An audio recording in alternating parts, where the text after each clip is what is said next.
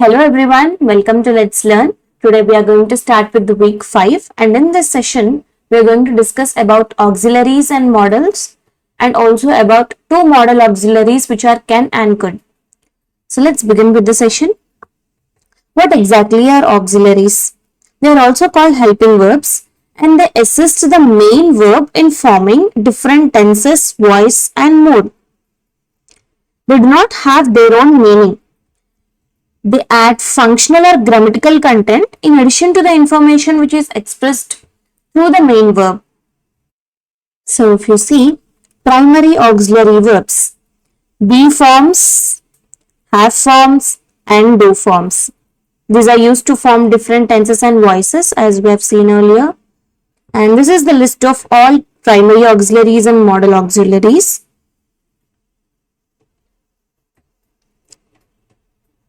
We can understand clearly through the examples. If you see here, I am watching TV. Miller is writing an article. It has been raining since morning. James does not understand French. Have they left the hotel? Is the match being telecast live? These are all the auxiliaries in the sentence. In the sentences. You see here, they are being used with the main verbs, which are am is used with watching, writing, raining, understand, left, telecast. So they are being used with the main verbs. And note, be, do and have. They are also used as main verbs as in the following sentences. Not always they have to be modal auxiliaries in every sentence. They also act as main verbs. If you see here, they are my friends. Who has done this? I don't have any money left. You see here, in these cases, they are not auxiliaries, but they are main verbs in these cases. And these are the list of auxiliary verbs in English. We also have negative contractions as we see in the examples, can't, won't, don't. And going ahead, note, this is very important actually. We often misunderstand could, might, should or would these to be past forms of words like can, may, etc. But actually they are not past forms. They are independent modal auxiliaries. We most of the time use them in past tenses, but they are not past forms of other words. They are independent modal auxiliaries. This is a very important thing to keep in mind. Moving ahead, we do see further in the videos or in the lectures referring these two as past forms of some other words, but we use that for an easier understanding. Moving ahead, what actually are modals? They are a special type of auxiliary verbs which add meaning to the main verb.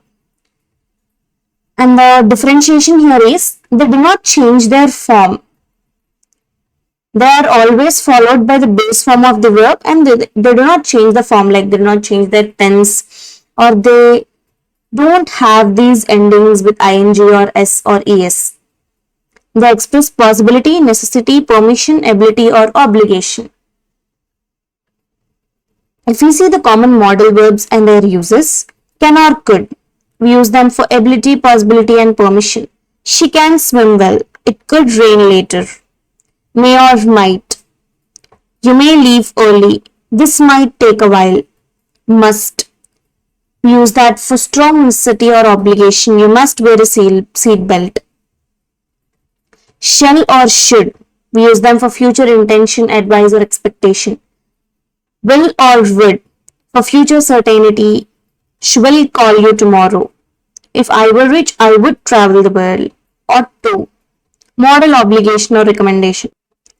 You ought to apologize. And these cannot be used without the help of a main verb. Except in few cases, like if you see the short replies to question. Someone asks, can you solve this sum? We'll say, yes, I can.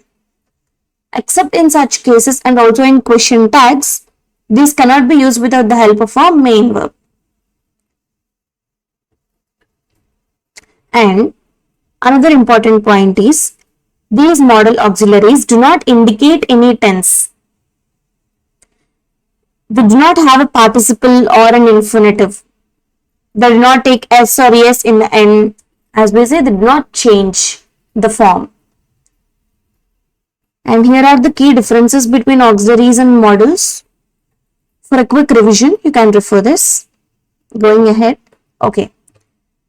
Activity question 1. He ought to play. Ought to in this sentence is a modal auxiliary. True. You have seen that. Just before that, it is a modal auxiliary used to express a sense of obligation or recommendation. How could you do that? Could in this sentence is not a modal auxiliary. False. Why? Could is a modal auxiliary because it is modifying the main verb do. Here do is the main verb and it is modifying the main verb do. And the third question, where are you? Are in this sentence is not a modal auxiliary. True, it is not a modal auxiliary. Instead, it is a primary auxiliary verb. We have seen that. It is a form of be. It is used as a linking verb to indicate a state of being. The fourth question, that is where I would live. Would in this sentence is a modal auxiliary. True. Because it is modifying the main verb live. So it is a modal auxiliary. Question, you were prepared. Were in this sentence is a modal auxiliary. False. It is not a modal auxiliary. It is a primary auxiliary verb and is a form of be, like we saw that are is a form of be in third question. It is used as a linking verb to describe a state. Moving ahead, let's see about can or could, which are two modal verbs.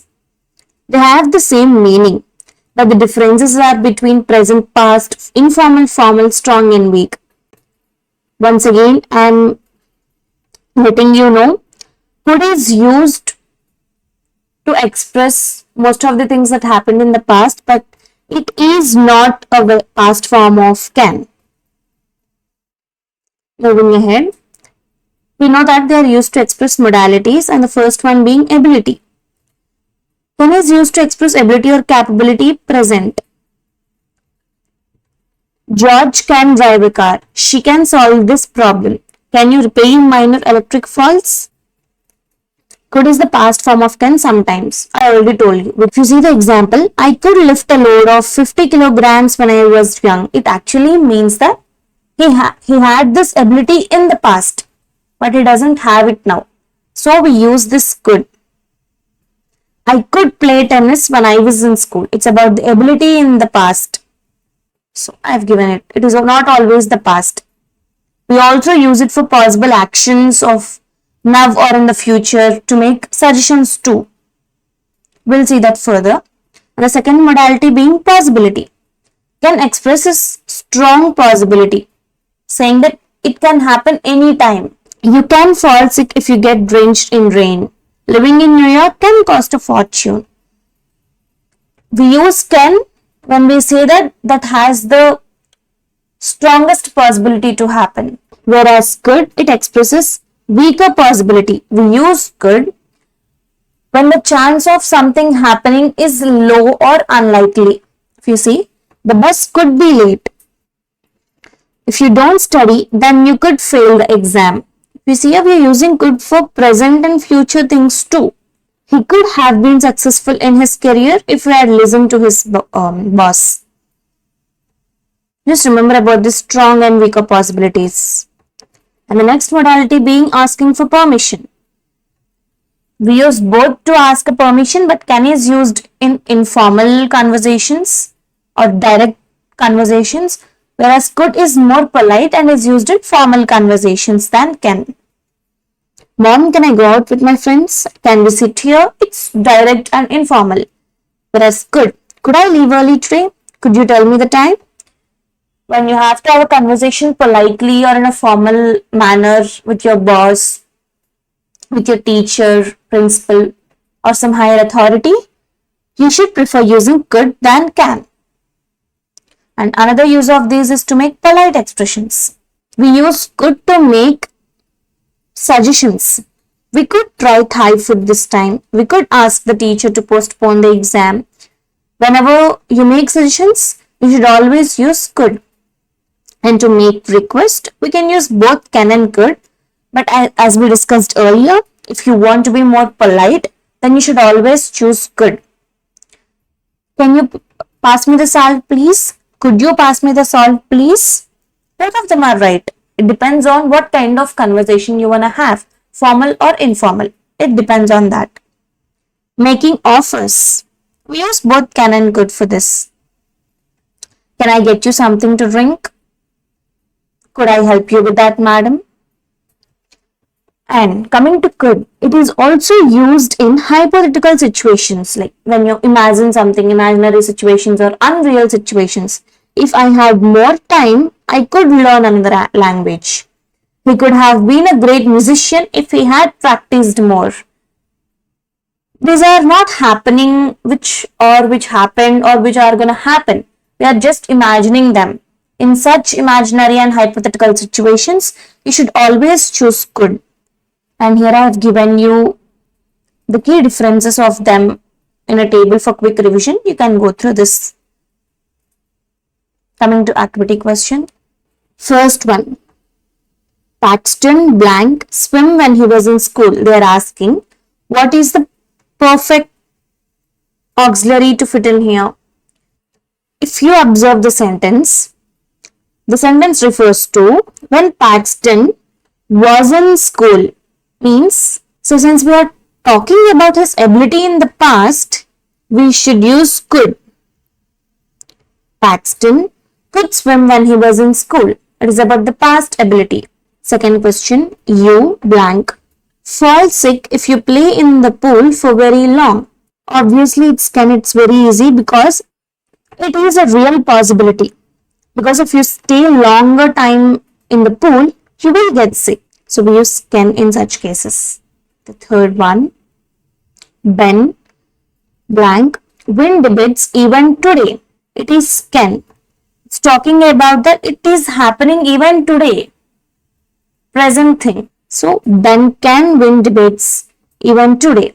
It's about the current abilities. So can is the best choice. Rizzo blank have won the tournament had the opponent not fought so hard. It is could. Why it is could? It could have won. It is used to talk about something that was possible in the past but it didn't happen.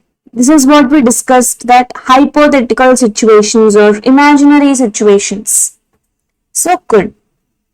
Try asking the insurance office for an extension. If you see here, they are saying try asking the insurance office for an extension. It is a suggestion. You can use both can and could, but as we know that for polite suggestions, possibilities, we use could. So we should always prefer could as it is more polite than can. You could try asking the insurance office for an extension. Thank you everyone. We'll discuss the remaining model auxiliaries in the next session. Have a nice day.